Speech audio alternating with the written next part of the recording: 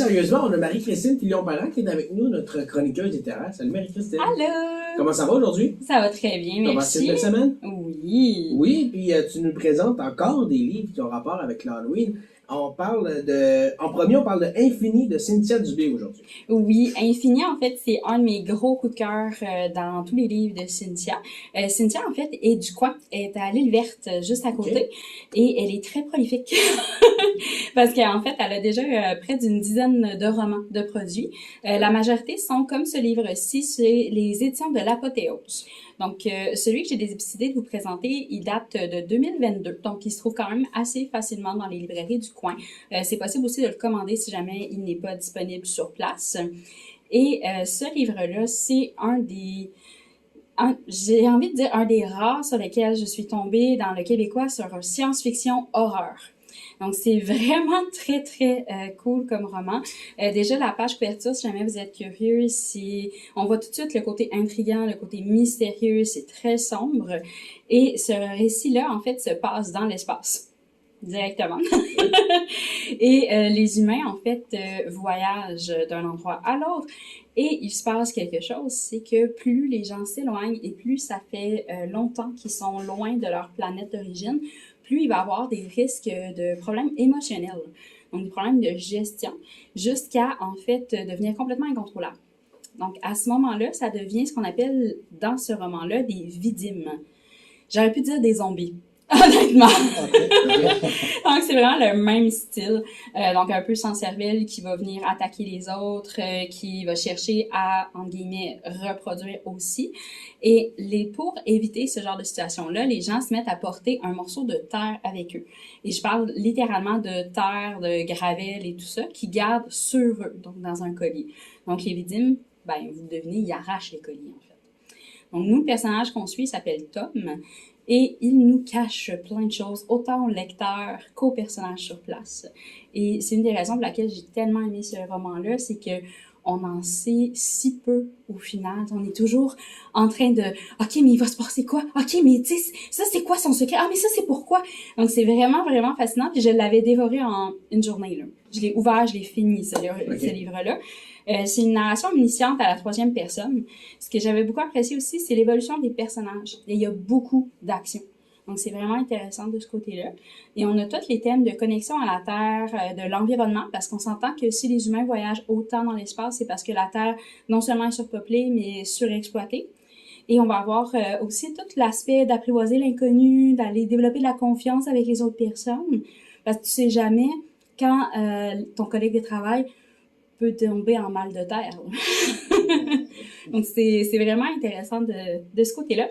Et Cynthia, en fait, a plus qu'un roman qui va aller toucher du côté horreur, parce qu'elle a aussi la série qui s'appelle Les aventures monstrueuses des frères Tremblay, qui, lui, est plutôt dans le jeunesse, mais vraiment, vraiment super intéressant aussi, parce qu'on va avoir une diversité de monstres, et c'est les 3 enfants qui viennent affronter tout ça. Mais dans les 2 cas, je vous amène vraiment pas des romans qui sont dégueux, là. Donc, c'est très, très accessible. Et sinon, tu nous parles d'une trilogie, tu m'as dit. T'en as 2 sur 3 ici, présentement, que j'ai entre les mains. Ça s'appelle Sans miséricorde, sans SANG. Oui. Donc, c'est le même titre en bas, donc je comprends pas la différence entre eux. En fait, c'est que ce n'est pas le même sous-titre, mais il est à l'intérieur, le sous-titre. Parce que sur les 2 couvertures qu'il a en main, c'est marqué un week-end qui... OK, je le vois. C'est bon. Donc, en fait, c'est que, oui, c'est une trilogie, mais le 3e tome est sorti hier. Donc, je l'ai pas encore en main. Alors, moi aussi, je ne sais pas encore la fin. C'est d'Isabelle Daigle, qui est une auteure québécoise aussi. C'est chez Victor et Anaïs, et ça a tout été publié en 2024. Donc, les 3 romans, on n'a pas eu besoin d'attendre trop longtemps, heureusement. Parce que, en fait, les 3 volets. Le premier, c'est Âme dérangée. Le deuxième, Sévices cachés. Et le dernier, Dessin funeste. Donc, on comprend déjà avec les sous-titres que c'est vraiment du côté paranormal, du côté horreur, mais plus des esprits. Donc, le sous-titre qui est écrit sur chacun, c'est un week-end qui vous entra à jamais, je crois. Qui entrave vos souvenirs à jamais. Qui entrave vos souvenirs à jamais. Donc, tout se passe en une fin de semaine. Donc, on est un peu plus proche un peu du huis clos, si je peux dire, parce que les personnages sont tous pris dans la même maison et même s'ils peuvent sortir, sont pris dans la ville natale du personnage principal qui s'appelle Alice. Alice n'était jamais revenue dans son village, n'était jamais revenue à la maison familiale, mais là, elle n'a pas le choix d'y aller parce que sa sœur est décédée subitement, évidemment, à la maison familiale. Elle est maintenant la tutrice de sa nièce, Sarah, et malgré sa terreur, ben, elle n'a pas le choix, elle y va. Elle est prise sur place. Puis tout de suite, dans le premier roman, il commence à avoir des manifestations.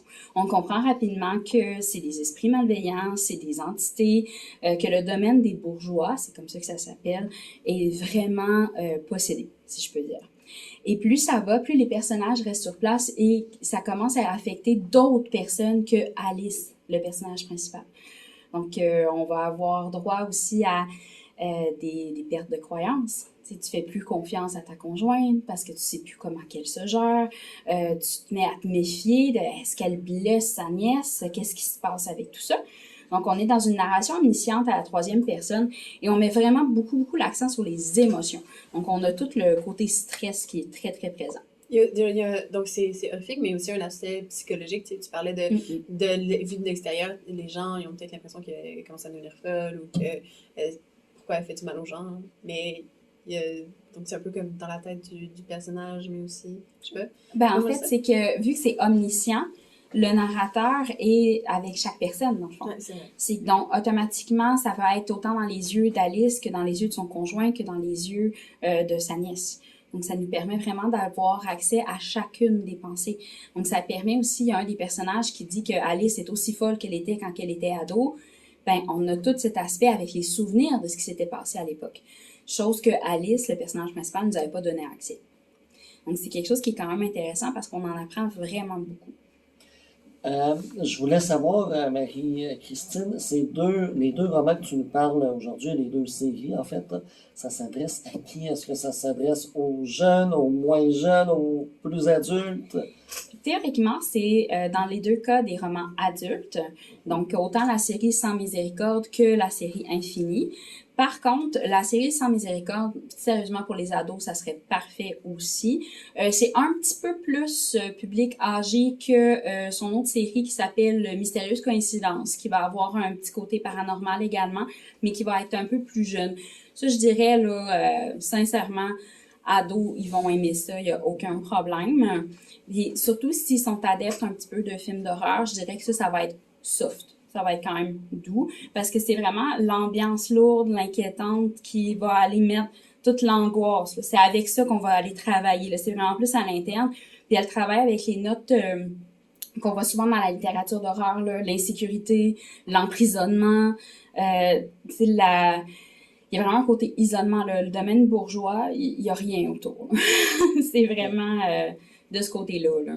Bien, merci beaucoup, Marie-Christine, d'avoir été de ta chronique cette semaine. On peut te retrouver et retrouver cette chronique sur tes réseaux sociaux. Oui, sur les écrits de Marie Cricri sur Facebook, sur Instagram, on ajoute un 89. Oui, et merci beaucoup, Marie-Christine, d'avoir été avec nous cette semaine, encore une fois, pour ton petit 15 minutes, mais ça vaut toujours la peine de t'avoir à chaque semaine. On se reparle la semaine prochaine, même heure, même poste. Merci beaucoup encore une fois, il est 8h40. Lydia et Sébastien.